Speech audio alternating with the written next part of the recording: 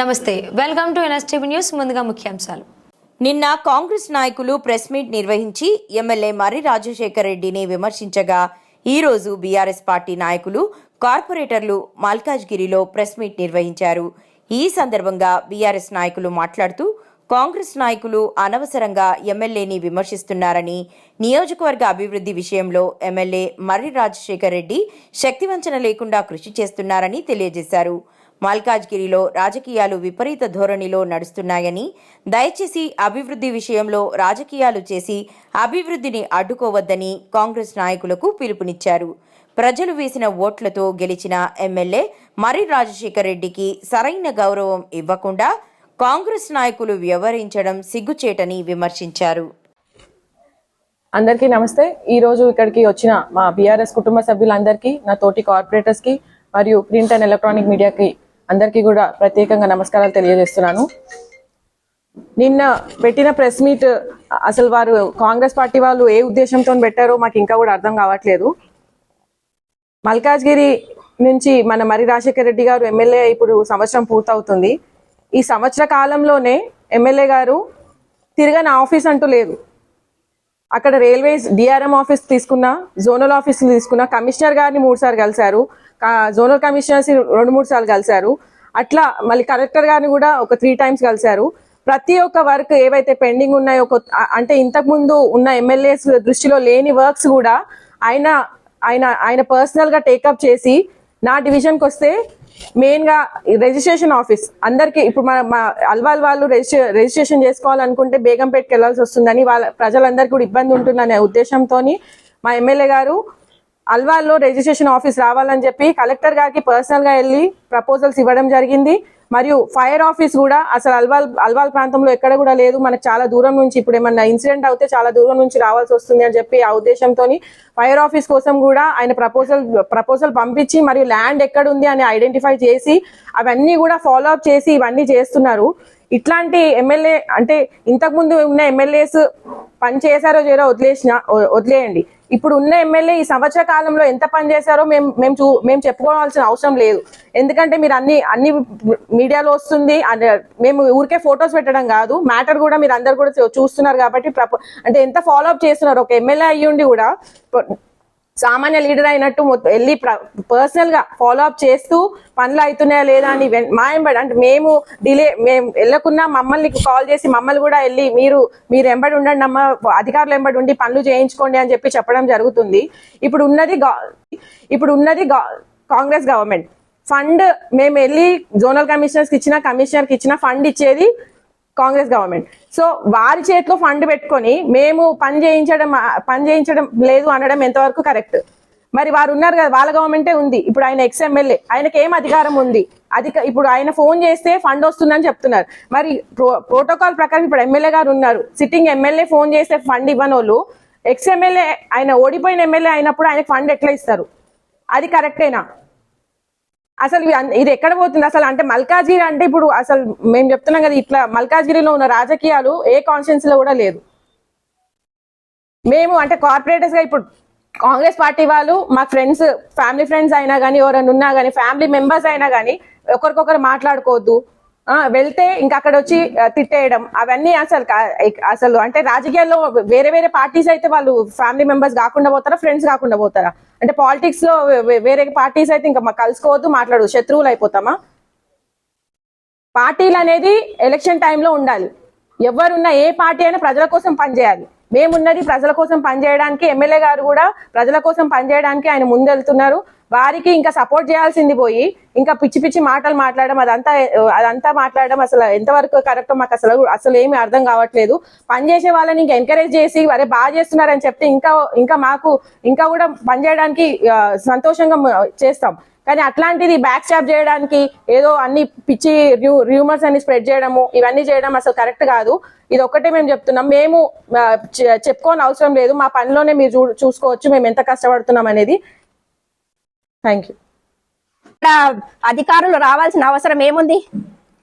అధికారులు రావడము వెంటనే మా మర్రి రాజశేఖర్ రెడ్డి అన్నగారు, నేను ఇక్కడ డివిజన్ లో ఉన్నదాన్ని నేను వెళ్ళేసరికి అన్నగారు వచ్చి అక్కడ కూర్చున్నారు. అన్నగారు వచ్చి కూర్చొని అక్కడ ఒక లేడీ కిరోసిన్ పోసుకొని చనిపోతానని చెప్పేసి ఇంటికి అన్నిటికీ తాళాలు వేసేసారు. తాళాలు వేసేసి ఒక లేడీ కిరోసిన్ పోసుకొని నేను చనిపోతా అని చెప్పేసి కూర్చుంది. అటువంటి లేడీస్ ని వాళ్ళందరికీ సమాధానం చెప్పి అధికారులని వాళ్ళతో అన్నగారు మాట్లాడి ఆయన సొంత డబ్బులతో లాయర్లను పెట్టి స్టే తీసుకొచ్చి అక్కడ ప్రాబ్లం సాల్వ్ చేశారు. తాళాలన్నీ కూడా తీయించారు. సో ఇలాంటి ఒక ఎమ్మెల్యేని పట్టుకొని పిచ్చివాడు అది ఇది అసలు ఫస్ట్ మీరు నేర్చుకోండి. ఎమ్మెల్యే గారికి ఎట్లా గౌరవం ఇవ్వాలో, ఏం మాట్లాడుతున్నాం అనేది ఫస్ట్ మనకు అవగాహన ఉండాలి. పబ్లిక్ లో అనుక్షణం తిరుగుతున్నాడు మా ఎమ్మెల్యే సార్. అంతేకాకుండా నేను ఇంకొక విషయం చెప్దాం అనుకుంటున్నా. నా డివిజన్ లో మేము ఫోటోలు పెడుతున్నారు, మెమరాండంలు ఇస్తున్నారు, 20 సార్లు ఇచ్చిర్రు, 30 సార్లు ఇచ్చిర్రు అని అంటే 30 సార్లు ఇస్తాము, 1,00,000 సార్లు కూడా ఇస్తాము. మాకు పనులు జరగాలి. మా పబ్లిక్ కి పనులు జరగాలంటే మెమరాండంలు ఎన్ని సార్లు అయినా ఇస్తాం మేము. మెమరాండంలు ఇస్తున్నారు, ఫోటోలు పెడుతున్నారు అని అంటే మీరు మెమరాండంలు ఇవ్వంగానే అయిపోదు, ఫోటో పెట్టంగానే అయిపోదు, మీకు ఫాలో అప్ ఉండాలని వాళ్ళే చెప్తారు. మరి ఫాలో అప్ అంటే ఏంది? 10 సార్లు ఇవ్వడమే కదా మెమరాండంలు, 20 సార్లు ఇవ్వడమే కదా మెమరాండంలు. ఫాలో అప్ అంటే అదే కదా, మా దృష్టిలో అయితే అదే. ఇక మళ్ళీ వెళ్ళి వాళ్ళకి మళ్ళీ కలిసి మేము మళ్ళీ గుర్తు చేస్తున్నాము. మా రిజర్వాయర్ కోసము మేము ఇప్పుడే కాదు, ఎలక్షన్స్ ముందే మా ఎమ్మెల్యే గారికి చెప్పడం జరిగింది. ఎమ్మెల్యే గారు కేటీఆర్ ని కల్పించడం జరిగింది. ఆయన దానం కిషోర్ గారితో మాట్లాడి అప్పటికప్పుడు శాంక్షన్ చేయిస్తాను కూడా అని చెప్పేశారు. కాకపోతే దురదృష్టవశాత్తు మా గవర్నమెంట్ రాలేదు. మా గవర్నమెంట్ కనుక వచ్చుంటే ఈ పార్టీకి అక్కడ రిజర్వాయర్ శాంక్షన్ అవుతుండే. మా రిజర్వాయర్ శాంక్షన్ కాలేదు. అయితే మేము పబ్లిక్ కోసము వాళ్ళు పడుతున్న నీటి ఎద్దడి కోసము మేము పాటుపడుతుంటే ఈ అవగాహన లేని పబ్లిక్ ఏం మాట్లాడుతున్నారు? వెళ్తున్నారు, ఫోటో పెడుతున్నారు అని చెప్పేసి మాట్లాడుతున్నారు. మీకు ఏం తెలుసు? అసలు ఏం తెలుసు అని మాట్లాడుతున్నారు? నాకు అర్థమైతలేదు. మేము రిజర్వాయర్ కోసము నేను ఎలక్ట్ అయిన తర్వాత 3 సంవత్సరాల నుంచి స్టాఫ్ ఇంజనీరింగ్ కాలేజ్ ఎక్కడ గచ్చిబౌలిలో 3 చేపించిన డిపిఆర్ ఏది అసలు ఇక్కడ పెట్టమని చెప్పిన డిపిఆర్ ప్రిపేర్ చేయించిన నేను.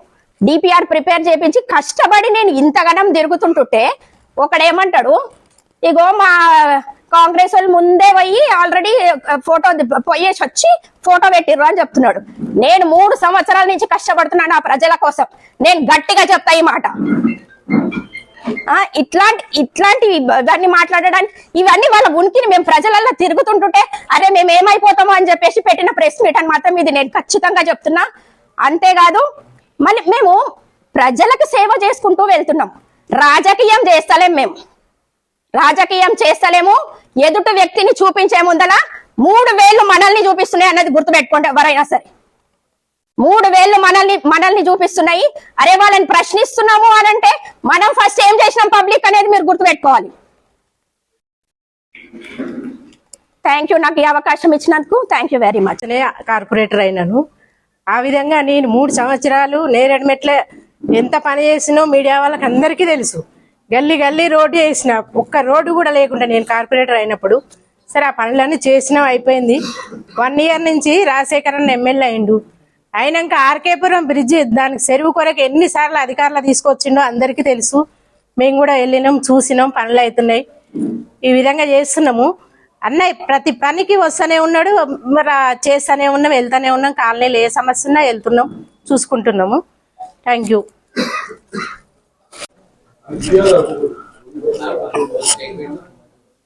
మా బీఆర్ఎస్ కార్పొరేటర్స్కి,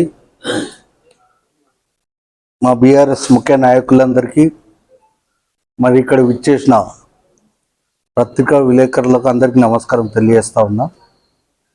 ఇవాళ అసలు మా సోదరిమణులు చెప్పినట్టు అసలు నిన్న ప్రెస్ మీట్ ఎందుకు పెట్టిర్రు అసలు ఎవరికి, నా డౌట్ మీకు కూడా అర్థం కాలేదు. అది ఖాళీ వాళ్ళకు ఉనికి కాపాడుకోనికే అమ్మ రాజశేఖర్ రెడ్డి పొద్దున్న లేస్తే ప్రజలను ఉంటున్నాడు, ప్రజలకు టైం ఇస్తున్నాడు.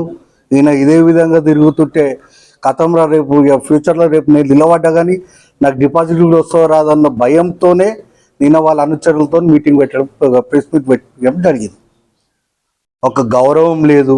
ఒక ఎమ్మెల్యే, సరే నీకు వాడని ఎమ్మెల్యే అయినా పర్వాలే, ఒక ఎమ్మెల్యే అన్నప్పుడు ఒక బఫూన్ అనడము, పిచ్చి ఎమ్మెల్యే అనడము, మరి మేము కూడా మాట్లాడితే ఇంకే విధంగా ఉంటుంది? అంటే మీకు ఇవాళ అధికారం ఉన్నది, మేము ఏదన్నా చేయగలుగుతామన్న ఉద్దేశంతో మాట్లాడుతుర్రా, లేకపోతే ముంగటోళ్ళు ఏం చాతగాని వాళ్ళు అనుకొని ఇట్లా మాట్లాడుతుర్రా మాకు అర్థమవుతలేదు. ఇలా మేము చేసినాం డెవలప్మెంట్ చేసినాం. ఎప్పుడు చేసిరు మీరు? బీఆర్ఎస్ గవర్నమెంట్ ఉన్నప్పుడు డెవలప్మెంట్ చేసిరు. ఎవరిచ్చిరు అది? మా మున్సిపల్ శాఖ మంత్రి కేటీఆర్ గారు ఫండ్ ఇస్తే నువ్వు మల్కేర్లో డెవలప్ చేయడం జరిగింది. అవన్నీ బీఆర్ఎస్ పార్టీ కావా? ఇలా గత ప్రభుత్వం ఏ కొబ్బరికాయలు కొడుతున్నారో బరబ్బరు కొడతాం మేము. మా బీఆర్ఎస్ పార్టీ ఇచ్చిన ఫండ్ కాబట్టి మేము కొబ్బరికాయలు కొడుతున్నాం ఇవాళ. మరి అదే మీకు గట్స్ ఉంటే కాంగ్రెస్ నుండి తీసుకురండి. 2,000 కోట్లు 3,000 కోట్లు తెచ్చినామని చెప్తారు కదా. ఇలా కాంగ్రెస్ గవర్నమెంట్ ఉన్నది, 10,000 కోట్లు తీసుకురా. ఇలా మల్కేర్ డెవలప్ కావాలి, మాకు కూడా డెవలప్ కావాలని ఎవరు చేస్తేంది? హనుమంతన్న నువ్వే 10,000 కోట్లు ఫండ్ తీసుకొని వచ్చి నువ్వే కొబ్బరికాయలు కొట్టి మేము ఆడికి కూడా రాము. మాకు మల్కేర్ డెవలప్మెంట్ కావాలి. అది లేదు. గత ప్రభుత్వంలో చేసినామంటే మా కేసీఆర్ గారు ముఖ్యమంత్రి ఉండి డెవలప్మెంట్స్ కోసం డబ్బులు ఇచ్చారు కాబట్టి ఇలా మల్కేర్ డెవలప్ అయింది. ఇలా మనం కొంతమంది అంటారు ఉప్పలు ఒకటే పేరు తీస్తారు. ఉప్పల్లో ఏ విధంగా అయిందో మేము చూలే. ఇలా కుక్కటిపల్లి పోండ్రి, ఇలా కుక్కటిపల్లి ఏ విధంగా అయింది? ఎల్బీ నగర్, ఇలా గ్రేటర్ హైదరాబాద్లో ప్రజలు టీఆర్ఎస్ పార్టీని గెలిపించారంటే ఉట్టి గెలిపించలే, కేవలం డెవలప్మెంట్ చూసి గెలిపించడం జరిగింది. ఓన్లీ డెవలప్మెంటే. మరి ఆ విధంగా మన దగ్గర జరిగిందా? ఇలా బాక్స్ డ్రైన్లు అంటున్నావు. ఇలా బాక్స్ డ్రైన్లు కూడా కాంగ్రెస్ గవర్నమెంట్ వచ్చినాక 1,00,000 రూపాయలు బాక్స్ డ్రైన్ ఇచ్చి 1 కోటి రూపాయలు బాక్స్ డ్రైన్ ఇవ్వడం జరిగిందా? ఇప్పటివరకు ప్రపోజల్స్ తీసుకోలేదు. మా బాక్స్ డ్రైన్స్లో గత ప్రభుత్వంలో ఉన్న బాక్స్ డ్రైన్ శాంక్షన్ అయిన బాక్స్ డ్రైన్లు కాబట్టి మా కార్పొరేటర్లు కానీ మేము కూడా డిఫిటెడ్ బాక్స్ డ్రైన్స్లో గత ప్రభుత్వంలో ఉన్న బాక్స్ డ్రైన్ శాంక్షన్ అయిన బాక్స్ డ్రైన్లు కాబట్టి మా కార్పొరేటర్లు కానీ మేము కూడా డిఫిటెడ్ అయిన కార్పొరేటర్ అయినా మేము కూడా దాన్ని అవిట్లను పరిశీలిస్తున్నాం. ఏ విధంగా జరుగుతున్నాయి ఏమని తప్పేముంది? ప్రజలలో పనిచేస్తున్నాం మేము. ఇవాళ మేము కొబ్బరికాయలు కొడతలేము ఎక్కడ. మా ఎమ్మెల్యే గారు కూడా పాపము, ఆయన ప్రోటోకాల్ ఉన్నా కానీ ఆయన వచ్చి ఎక్కడ కొబ్బరికాయలు కొడతలేడు. పరిశీలిస్తుండే ఏ పని ఎట్లా జరుగుతుంది ఏం కథ అని. That is MLA. ఇలా మీకు ఎమ్మెల్యేని చూసి మీ ఉనికి అసలు ఇదే అవుతుంది. ఖాళీ మా ఎమ్మెల్యే గారు ఏడాదిలో ఓన్లీ ట్రైలర్ చూపెట్టిండు. మీకు సినిమా చూపెడతాడు ఇంకా 4 ఏళ్ళల్లో. 100% చెప్తా ఉన్నాం.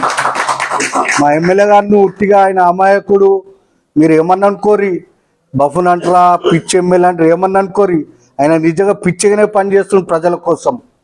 ఇలా పొద్దున్న 8 గంటలకు ఆఫీస్కి వస్తుండంటే 12 గంటల వరకు ఎంతమంది ప్రజలు ఆయన ఆఫీస్లో ఉంటే అంతమందిని కలిసినాకనే ఆయన వేరే ప్రోగ్రామ్స్కి వస్తాడు.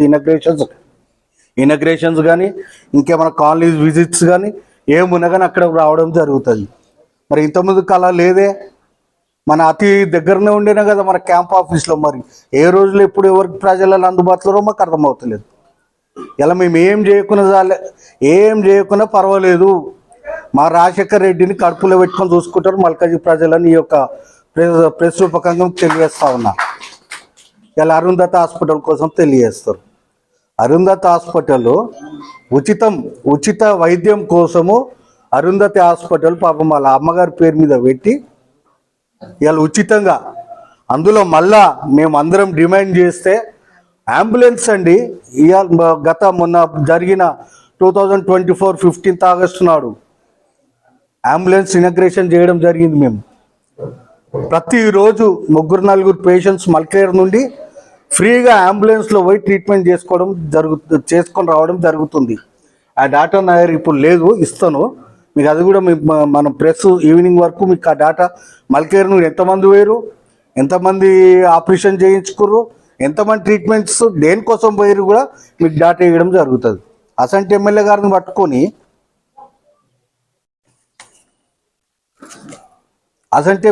పట్టుకొని ఇవాళ పని చేస్తలేరు. ఎవరండి సొంత డబ్బులు పెట్టి చేసుకోవడము?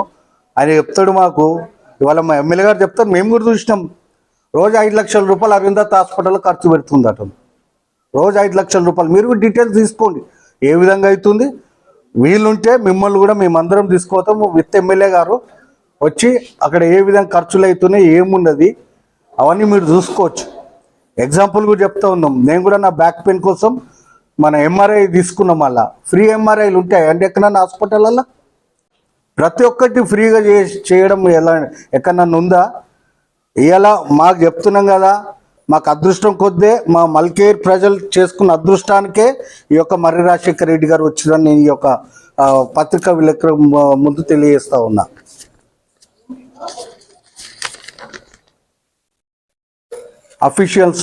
అఫీషియల్స్ రానియరు.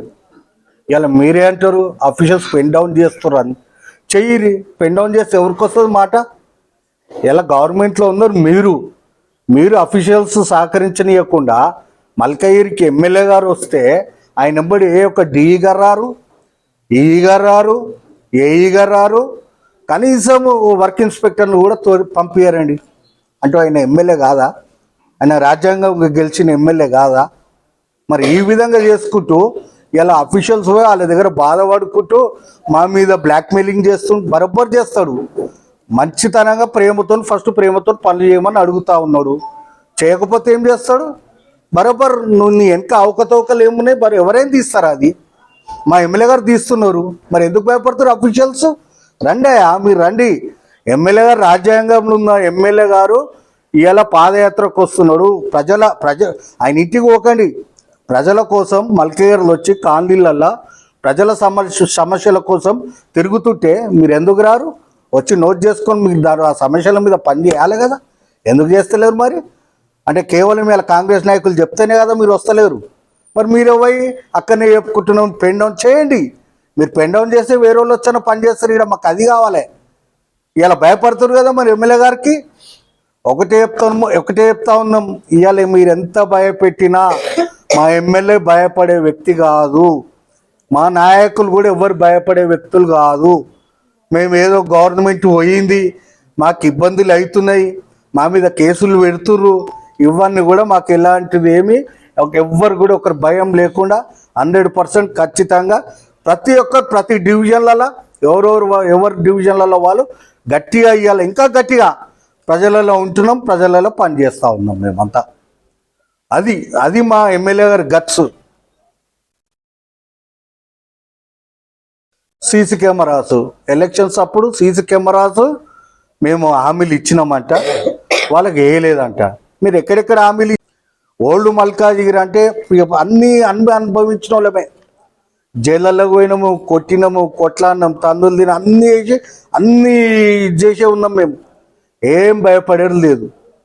మీరే అన్ని పిచ్చి మాటలు మాట్లాడుకుంటూ ఒకడంటాడు ఖబర్దార్ మా దగ్గరకు వస్తే మేము ఎందుకు వస్తున్నాం నాయన మీ దగ్గరికి? మీరు మా దగ్గర రాకురని మేము తెలియజేస్తా ఉన్నా. మీరు మా దగ్గర రాకండి, మాకు అవసరమే లేదు. మీరు ఇలా మీకు సిగ్గు లేకుండా మేము ముంగట వస్తుంటే మొక్కలు దాచిపెట్టుకొని పోయే రకం మీరైపోయారండి, మేము కాదు. చెప్పుకోవద్దు, సిగ్గు పోతుంది. కొత్త సాంప్రదాయాలు మల్కాజిగిరిలో తెలుస్తుంది. లోకల్ అంతా ఒకటైతుంది. ఫ్యూచర్లో నాన్ లోకల్స్ ఎవరైతుందో కూడా ప్రజలు మల్కాజిగిరి ప్రజలు గట్టిగా నెక్స్ట్ ఎలక్షన్స్లో చూపెడతానని కూడా నేను ఈ యొక్క వేదికను తెలియజేస్తూ నాకు ఈ అవకాశం ఇచ్చి ధన్యవాదాలు తెలియజేస్తూ సెలవు తీసుకుంటాను. ఇల్లీగల్ పర్మిషన్ తీసుకొచ్చి కన్స్ట్రక్షన్ చేస్తున్నారు. ఎవరి ధైర్యం తీసుకొని చేస్తున్నారు? ఎవరి ప్రభుత్వం ఉంది ఇప్పుడు? మీ ప్రభుత్వం. మీ కాంగ్రెస్ లీడర్లు నా డివిజన్లో హేమంత్ పాటిల్, పివి సత్యనారాయణ 5 లక్షల నుంచి 10 లక్షలు వసూలు చేస్తున్నారు. బహిరంగ చర్చకు రమ్మనండి, మేము సిద్ధంగా ఉన్నాం. కాన్స్టిట్యూన్సీలో ఇవాళ కాంగ్రెస్ ప్రభుత్వం వచ్చినాక కరప్షన్ పెరిగిందండి. బీఆర్ఎస్ ప్రభుత్వంలో లేదు. ఇప్పుడు కాంగ్రెస్ ప్రభుత్వం వచ్చినాక కరప్షన్ పెరిగింది. అది మీ నాయకులు చేస్తున్నారు, మేము చేయట్లేదు. రమ్మండి, బహిరంగ చర్చ, పచ్చి బట్టల మీద దొరుకుతాం. సిద్ధమా ఈ సవాల్కి? ఈ యొక్క అవకాశం ఇచ్చినందుకు ధన్యవాదాలు. కాంగ్రెస్ పార్టీ నిధులు ఇవ్వనని చెప్తున్నది అబద్ధము. చాలా నియోజకవర్గాల్లో నిధులిస్తుంది కాంగ్రెస్ పార్టీ ప్రభుత్వాన్ని బదనాలు చేయడానికి తప్ప. అదే సార్, ఇప్పుడు 10 కోట్ల ఫండ్, కాంగ్రెస్ పార్టీని బదనాలు చేయడం కోసం. అదే ఇప్పుడు ఇది 10 కోట్ల ఫండ్ ఇప్పుడు ఇచ్చారు కదా, ఇది ఎవరిచ్చింది? ఇది కాంగ్రెస్ పార్టీ వాళ్ళు ఇచ్చినది, మేమిచ్చింది కాదు. ఇది మాది పక్కన పెట్టేసి ఏదైతే ప్రధాన సమస్యల మీద మేమైతే ఇచ్చామో అది గాలికి వదిలేశారు. ఏదైతే అనవసరంగా ఇప్పుడు కమిటీలు మాకు నెసెసరీ లేదు, కమిటీలకు 30 లక్షలు పెట్టారు. కమిటీ వాళ్ళకి 10 లక్షలు పెట్టారు. ఇవాళ మాకు రిజర్వేర్ అవసరం ఉందండి గౌతమ్ నగర్కి. ఆ రిజర్వేర్ ఎక్కడుంది ఇందులో? 13.5 కోట్ల రిజర్వేర్ నాకు అవసరం ఉంది. పబ్లిక్ సఫర్ అవుతున్నారు రోజు. మీరు కూడా నిన్న మీతో ప్రోగ్రామ్ సాక్షిలో కూడా చెప్తున్నారు పబ్లిక్ వాటర్ సమస్య. మరి ఈ 10 కోట్లలో మరి పెట్టాలి కదండి. సమస్య ఉంది ఎక్కడ, మీరు తీసుకొస్తుంది ఏమిటి అంటే ఇక్కడ యాంటీ కార్పొరేటర్లు ఉన్నారు కాబట్టి మాకు నిధులు రావట్లేదు. ఎక్కడైతే కాంగ్రెస్ కార్పొరేటర్లు ఉన్నారో అక్కడ నిధులు వస్తున్నాయి. ఇలా 21 కోట్ల డెవలప్మెంట్ చేసామన్నారు. ఎక్కడ చేశారు? శ్వేతపత్రం మేము రెడీ. ఏ డివిజన్లో చేశారు? 21 కోట్ల పని కేవలం మత్స్యబొలారం డివిజన్, ఈస్ట్ అనంతబాగ్ డివిజన్. మేము బహిరంగ వస్తాం చర్చకు, రమ్మనండి. 21 కోట్లు ఎక్కడ జరుగుతున్నాయి? నా డివిజన్లో ఎన్ని కోట్లు నడుస్తున్నాయి, పక్క డివిజన్లో ఎన్ని నడుస్తున్నాయి, ఈస్ట్ అనంతబాగ్లో ఎన్ని నడుస్తున్నాయి, మత్స్యబొలారంలో ఎన్ని నడుస్తున్నాయి, రమ్మనండి. అడ్డం 9 డివిజన్లది. మేము ఏమంటామంటే సార్, అధికారం మీద ఉంది. మా ఎమ్మెల్యే గారు పొద్దున్న లేస్తే ప్రజల్లో తిరుగుతున్నారు. మా మిత్రులందరూ చెప్పినట్టు is a public oriented person. మీరే ఎలక్షన్స్ ముందేమన్నారు, ఈయన బిజినెస్ మ్యాను, ఈయన రాజకీయాలకు పనిచేయడు, టోపీ రాజు అన్నారు, ఆ రాజు అన్నారు, ఈ రాజు అన్నారు. మరి మీరే కదా అవకాశం ఇచ్చారు పబ్లిక్ 52,000 మెజార్టీ తోటి. ఆయన నిరూపించుకోవాలి కదా. నమ్మి ఏం తెలియనప్పుడే పబ్లిక్ ఆయన నమ్మి 52,000 మెజార్టీ తెచ్చారు. ఆయనకు 5 ఏళ్ళు ఉందండి అవకాశం. తిరుగుతాడు ఇంకా. రేపు ఇదే పబ్లిక్ 1,00,000 మెజార్టీ తోటి గెలుస్తాడు మా ఎమ్మెల్యే రాజశేఖర్ రెడ్డి గారు. గుర్తుపెట్టుకోండి, is a public oriented person. Public సమస్యల మీద అవగాహనతో తిరుగుతున్నాడు. ఏదో లీడర్ వచ్చి అన్న ఈ పని చేయడానికి చేయట్లేదు ఆయన. ఎస్, ఆ కాలనీ సమస్య వాళ్ళని తీసుకొని వచ్చి ఆ సమస్య తెలుసుకొని గ్రౌండ్లో అక్కడికి వెళ్ళి ఆ సమస్యను చూసుకున్నాకనే మెమరాండం స్టార్ట్ చేసి వినతి పత్రం ఇచ్చి ఇంత మంచి ఎమ్మెల్యేని మేము చూడలేదండి. నా భూతో నా భవిష్యత్. Is a public oriented. పబ్లిక్లో మమేకమై తిరుగుతున్నాడు. 5 సంవత్సరాలలో ఇంకా ఎన్నో చేయగలుగుతాడు. నెక్స్ట్ 1,00,000 మెజార్టీతో గెలుస్తానని నేను హామీ ఇస్తున్నాను. ఈ యొక్క అవకాశం ఇచ్చినందుకు ధన్యవాదాలు.